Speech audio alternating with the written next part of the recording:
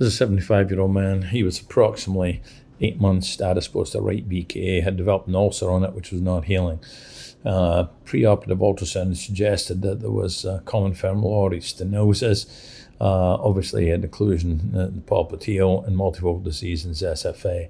We really wanted to see if we could increase the blood supply, and we did left femoral puncture and went up and over the top, and this confirmed really that there was a stenosis in at the junction of the external iliac and common femoral artery. Actually, we're really pleased to see this because it's one of the few things that we probably could intervene on fairly easily to try and improve the blood supply to a stump. So you can see really what happens in the distal SFA. We really didn't think there was much point in addressing that the culprit lesion was really proximal.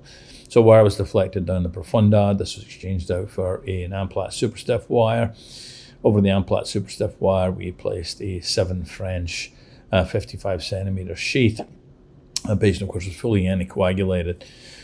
Through that sheath, we then recrossed the lesion as with a 035 wire, and this, it doesn't really matter which wire you use in this. Then once you've got support with the sheath, it's much less important. So you can see how calcified his arteries were, hence the reason for using a stiff wire to support sheath placement. So ideally you want to position that sheath about 4 centimeters proximal to the target lesion.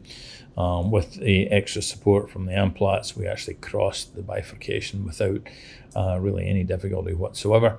At that point in time, we will redo the angiogram. We've placed the sheath, lost wire access in the process, but really in this situation, not that difficult to recross it. We really wanted to place it down the SFA. We're considering angioplasty in the origin of the SFA, but that really is a secondary issue. What you got to get is the common femoral artery. So here we are. The wire was taken out of the profunda in this situation. Probably really didn't matter where the wire was positioned, but we did cross that SFA lesion and place the wire in the mid to distal superficial femoral artery.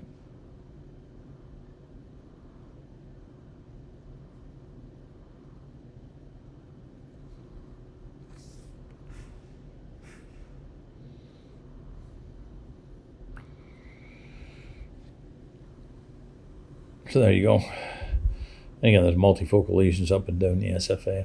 So we had shoot an angiogram, remeasured the diameters. We chose an 8 millimeter diameter drug-eluting balloon. I used a paclitaxel coated balloon. I'd have preferred a 4 centimeter long balloon, but we didn't have one that was 8 millimeters in diameter. So we opted to use an 8x4. So the catheter was removed, the balloon was introduced, positioned right at the origin of the SFA. This was the angiogram. You can see the stenosis. We strongly debated whether it was worthwhile touching the SFA. Of course, the risk is that you damage the profunda, so we opted to stay short of it and try to increase perfusion to both of these. These are the measurements.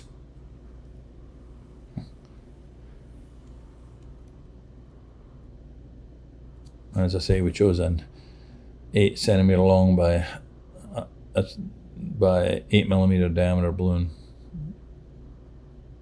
The dwell time for this balloon was 2.5 minutes.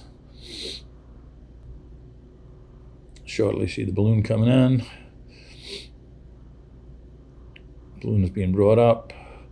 We laid it, left the nose of it in the origin of the SFA, but the rest of it we laid short. I had to pull the sheath back a little bit so you can see the rear markers inside the sheath. Let's pull back, inflate, and let it sit there for 2.5 minutes.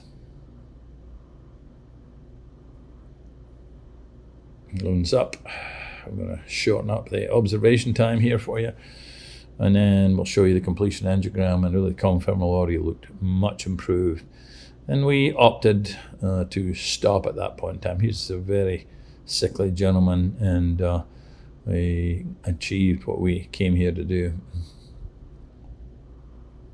You'll see the completion angiogram looks really pretty nice. Both the SFA and profunda still flowing. So we'll see if it heals, but as I say, we opted to stop the case at that point. Thank you again for watching this, and we'll stop at that.